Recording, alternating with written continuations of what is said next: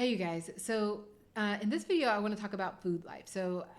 There are seven prescriptions, what I call the PeoplesLife prescriptions, that I prescribe to my patients to improve their overall health. And I'm going to walk you through how I apply these prescriptions in my own life. So we're going to start off with FoodLife.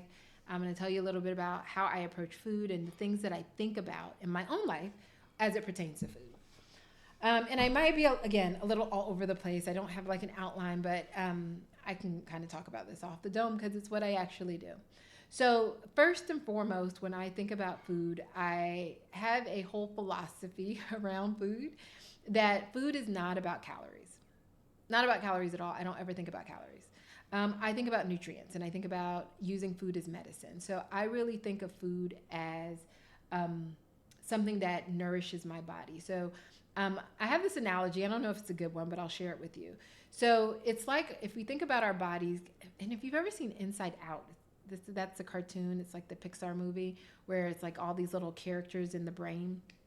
But I think about the body that same way. Like there's these little characters in my body, and they're all like working in a factory, doing their job. And if you think about a factory, like you're in a factory, you need all of like the supplies to like create whatever you're trying to create. So in our bodies, instead of it being like a metal or hammer or nails, what we need are magnesium, potassium, iron, CoQ10, vitamin D, omega-3 fatty acids, right? So we need all of these nutrients for our body to actually function. And if we are missing any of those nutrients, the entire system doesn't shut down immediately. We don't just like kill over and die. What ends up happening is that the body starts to slow up. It's not able to be as efficient. And then over time of not having enough of what you need, the body begins to break down. And that's how I see disease.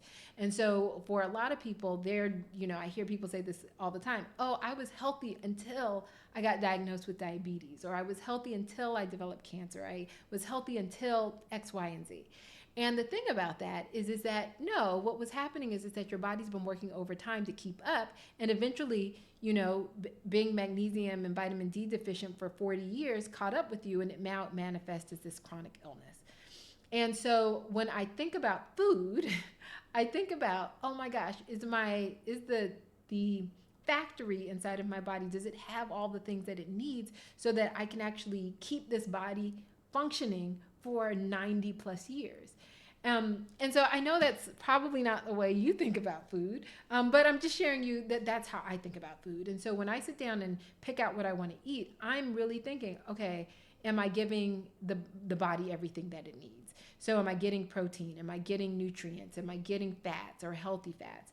And on that flip side of giving the body everything that it needs, you can also imagine that in this factory, if let's say, your factory needs oil, right? And you use the cheapest oil out there, that yes, the factory's not going to just shut down. I'm not going to just keel over and die because I used the wrong oil for a day. But 40 years of eating the wrong foods, of getting trans fats or eating pro-inflammatory foods like high in sugar or processed foods or chemicals, eventually it's going to cause for lack of a better analogy, it's going to cause the equipment to start to rust.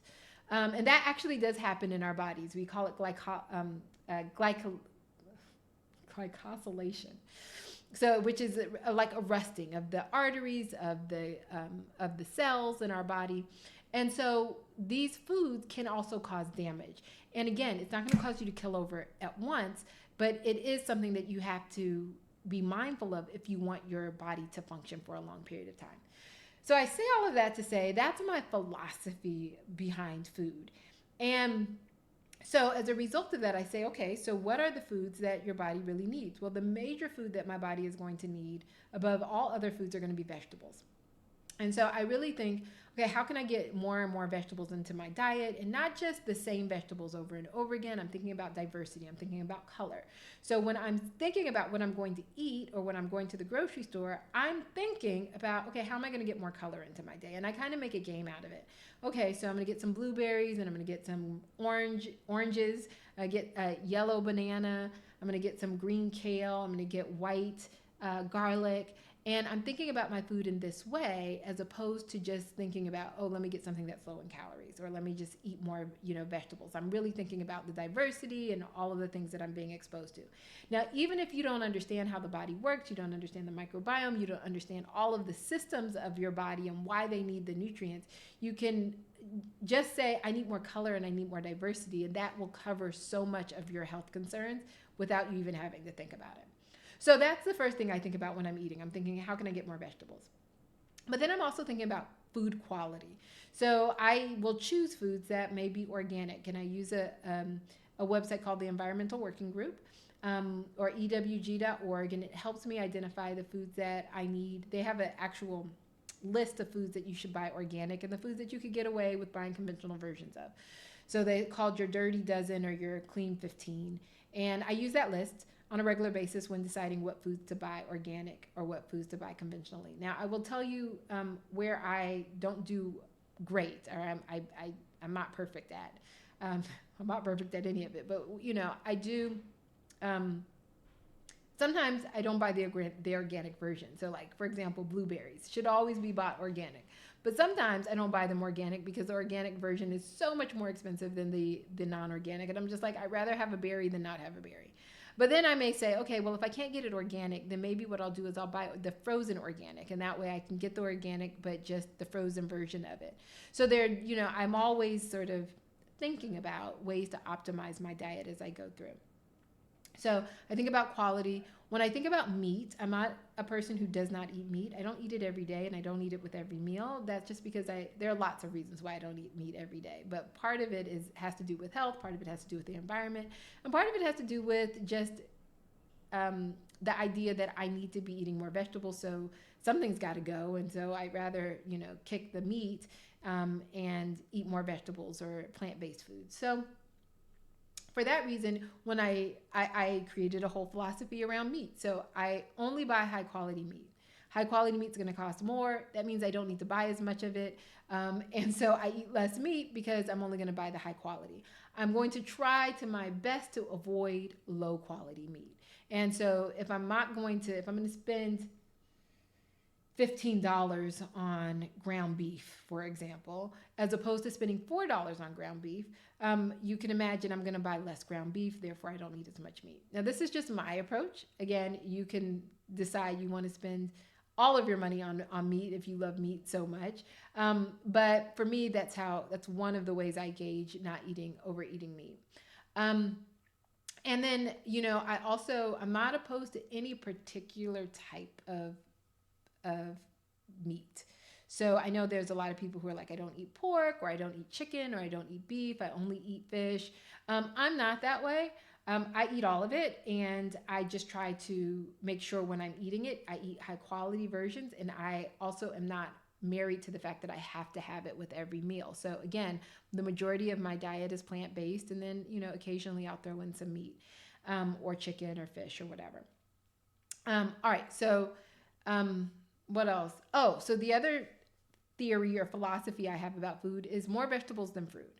So oftentimes people will say, eat fruits and vegetables, and they just kind of say it, and they're sort of like, and what I've learned from having a husband and children is that whenever I say fruits and vegetables, what people hear is fruit, because fruit is sweet, and people prefer fruit over vegetables because they haven't developed a palate for bitter or foods that aren't sweet.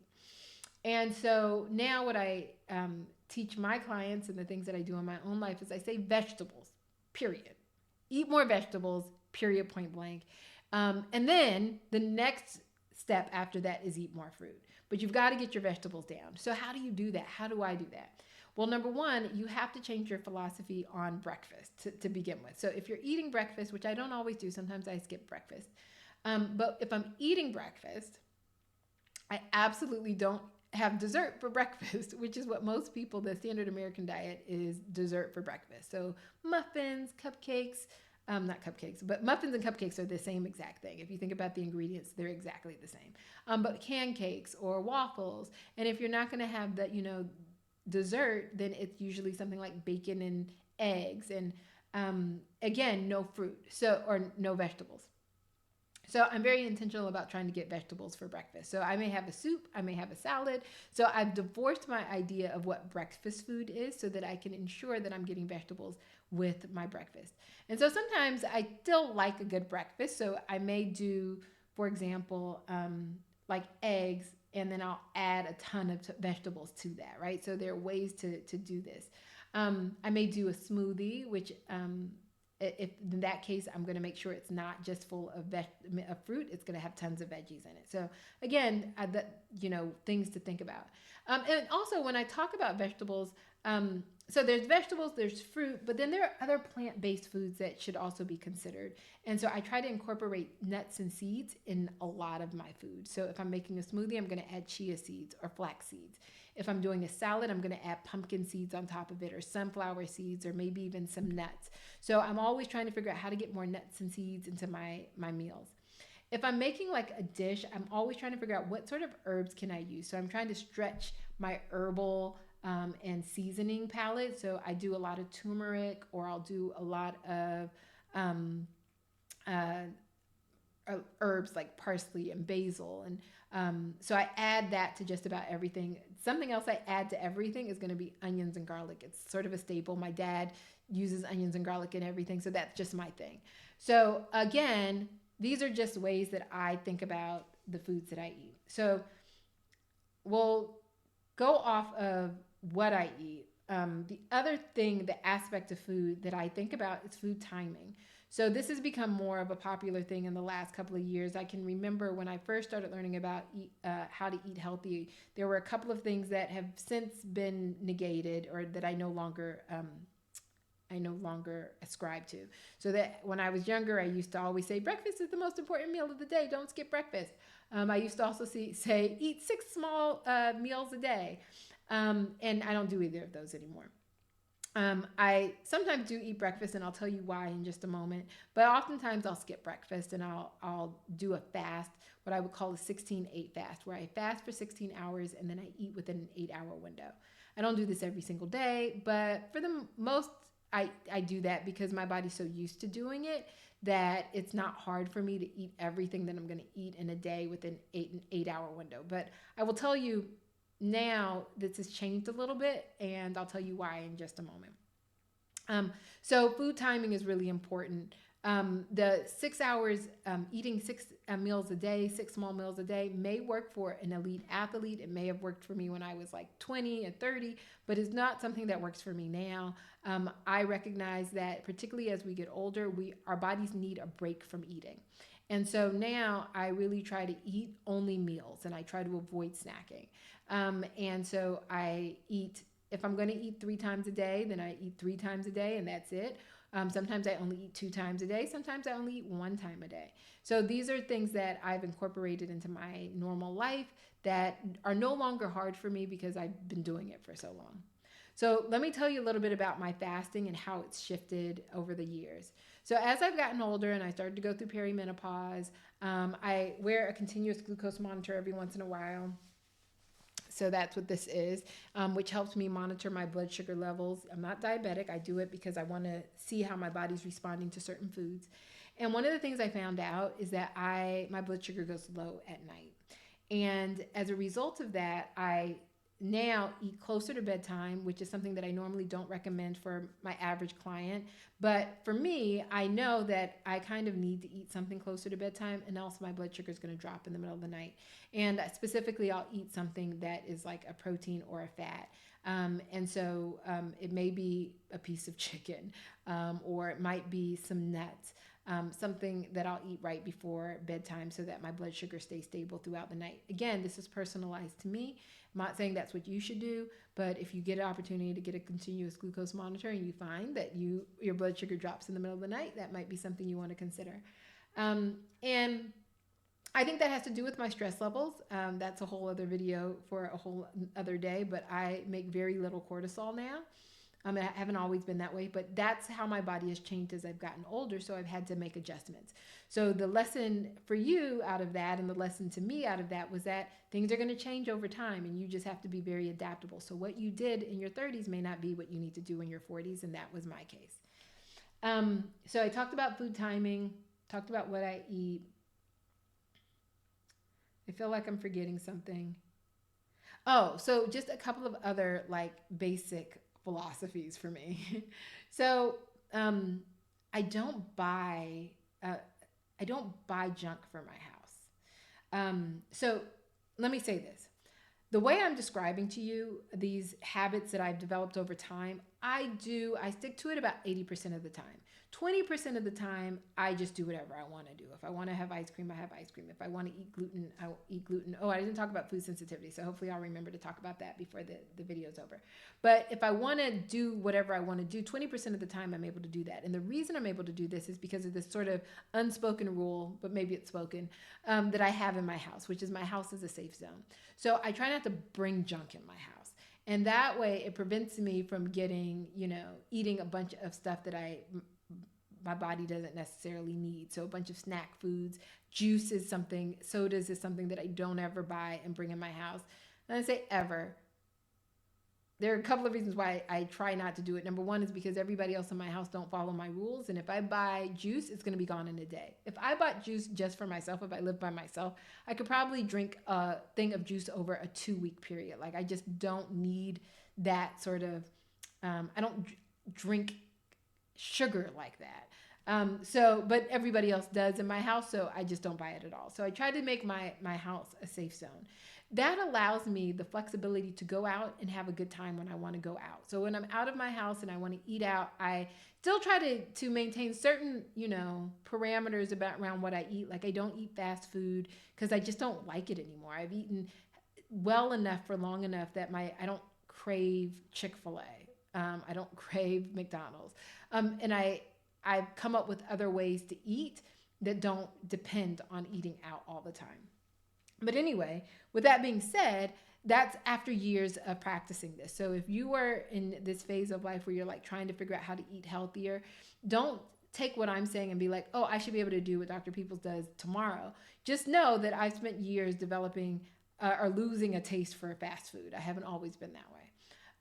But the idea here is that even when I'm outside of my house, I do follow certain rules because they're just what my body craves. I don't need a bunch of junk. Um, but I'm also not very limiting. I also allow myself to enjoy things.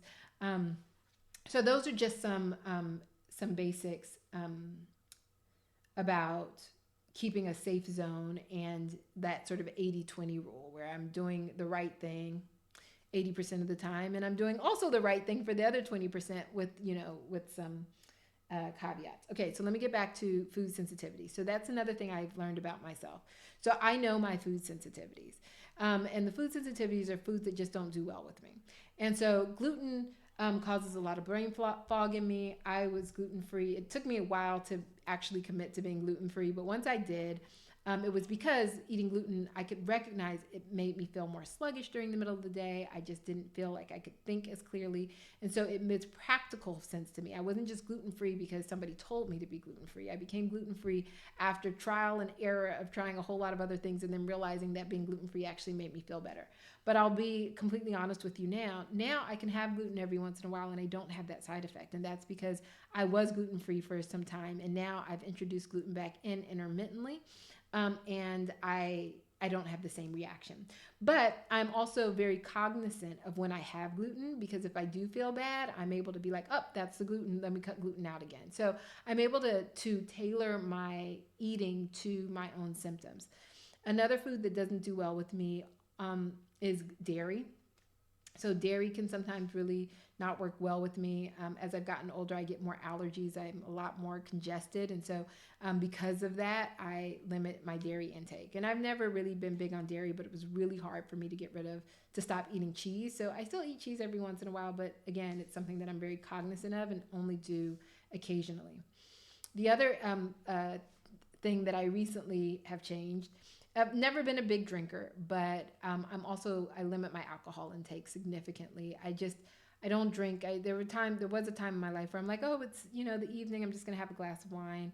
I realized that it disrupted my sleep. It made me sometimes have not feel good the following day, and so now alcohol is just something that I don't not drink, but I'm very conscientious when I do. All right, so I've talked a lot about food life. I'm sure there's more stuff I can talk about, but these are the habits that I've developed in my own life. If any of them resonate with you, I encourage you to try some of them and put them in the comments and let me know what you've been doing, and what works for you, what doesn't work for you. But there is a full list of other things that you can start to consider. You can tweak to your own personalization, right? So thinking about, well, maybe you really do want to be vegan, or maybe you're better keto, right? So you can choose what works for you, and develop habits around those things. But the key thing for you to recognize is that you can be flexible. So if you decide to be vegan today, it doesn't mean you have to be vegan tomorrow. I can go a whole week and be vegan, and then be keto the whole week next. I'm never really thinking about it in that level of detail, honestly, unless I'm being very intentional about, like, oh, I'm gonna like eat a certain way for a specific time for a specific reason. But you get the point. Hopefully you get the point that be flexible. um yeah. um I guess one more point on food is water. I didn't talk about that. So another rule is that I drink mainly water. I sometimes doctor up my water with electrolytes. Sometimes I doctor it up with like lemon or fruit. Or sometimes I drink sparkling water. But I'm not a person who goes out and my automatic thought is, oh, can I get a Sprite with that? I'm going to be like, can I get a water? I do also enjoy tea occasionally. Like I said, I do juice. But the reality of the situation is my baseline is water. And I think it has a huge impact on my weight as well as my energy. So all right, with that, in the next video, we're going to talk about another lifestyle prescription. And I'll see you in the next video.